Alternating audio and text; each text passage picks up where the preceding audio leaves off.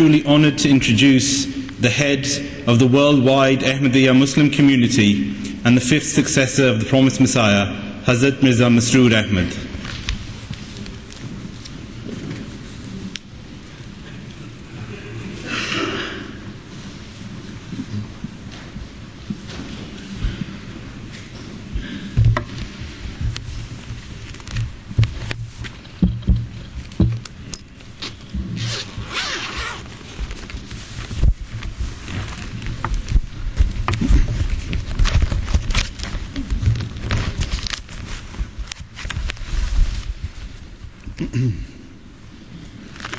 أشهد أن لا إله إلا الله وحده لا شريك له وأشهد أن محمدا عبده ورسوله أما بعد فأعوذ بالله من الشيطان الرجيم بسم الله الرحمن الرحيم.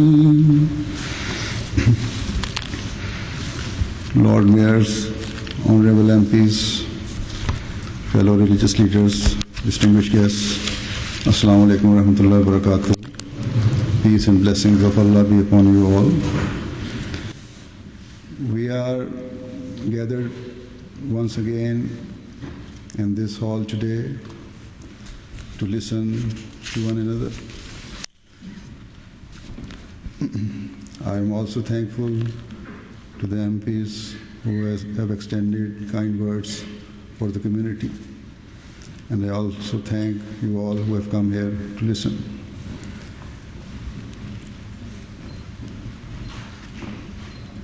You all have assembled to express your feelings of love and affection and brotherhood and kinship.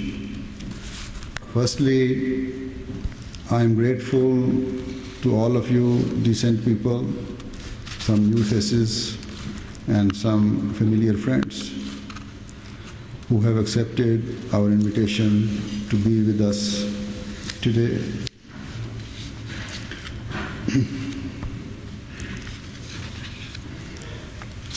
Your real purpose of coming here today, as I have just stated, is to give expression to your feelings of love and affection and renewing ties of brotherhood and kinship so that we can try to establish peace in our society in the best possible manner. In this age, when certain powers are engaged in destroying peace and when ill feelings against each other are being sparked unnecessarily and walls of hatred are being erected, this objective is all the more important. There is no religion in the world, be it Islam or Christianity or Hinduism or for that matter any other faith, that advocates the destruction of peace. Each person likes peace and hates disorder.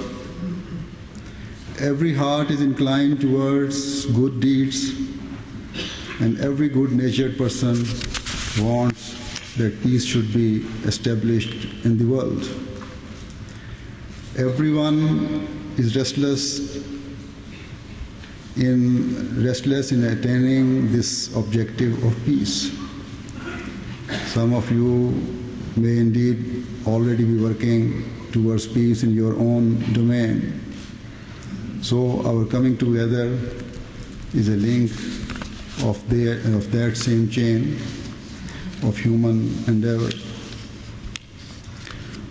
Over the last few years, this peace conference has become a permanent feature of the Ahmadiyya Muslim community's love for peace and the establishment of peace.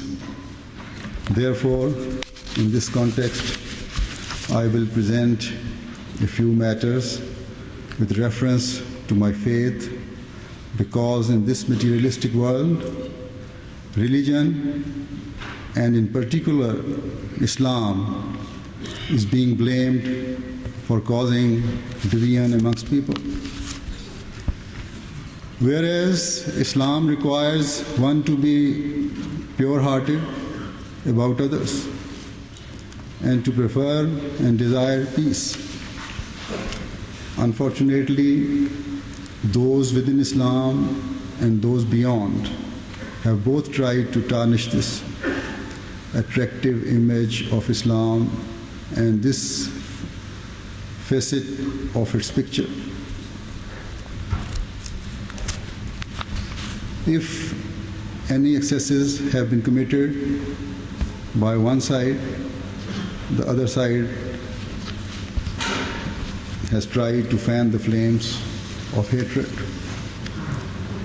Today, it is only the Ahmadiyya community that is telling both parties that neither have some of the so-called scholars amongst the Muslims understood the beautiful teachings of Islam, nor have some amongst the non-Muslims truly done justice to finding the truth. In 1897, the founder of the Ahmadiyya movement in Islam, HAZRAT Mirza Ghulam Ahmad of QADIAN al-Islam, sent a message about Islam in the form of a book addressed to Her Majesty Queen Victoria on her Diamond Jubilee, and assuring her of allegiance.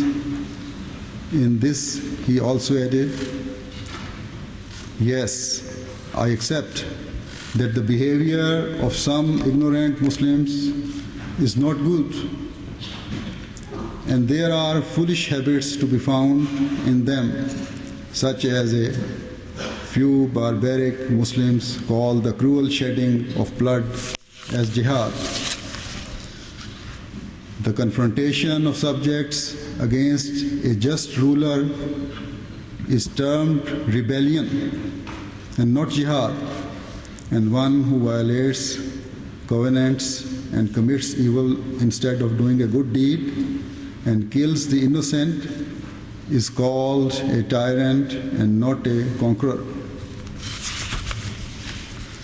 At the same time, the founder drew the attention to some non-Muslims of that time, that also included some Christian priests of that time, who played a key role in wrongly interpreting the concept of jihad.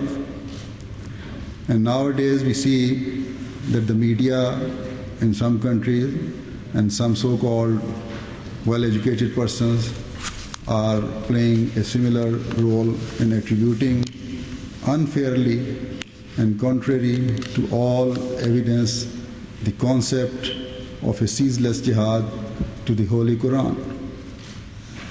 As a result, some ignorant religionists are driven into frenzies.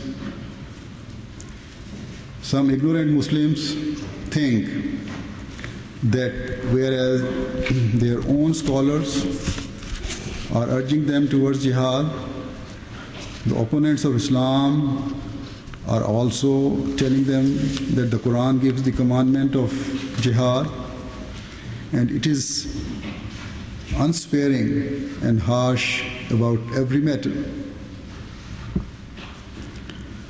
So instead of studying and discovering carefully what the true teaching of the Holy Quran is, they are inclined towards barbaric severity and killing and maiming. You may recall that a few days ago, some newspapers in Denmark republished cartoons of the Holy Prophet of Islam ﷺ, and attempted to defame and disrespect him in a false manner.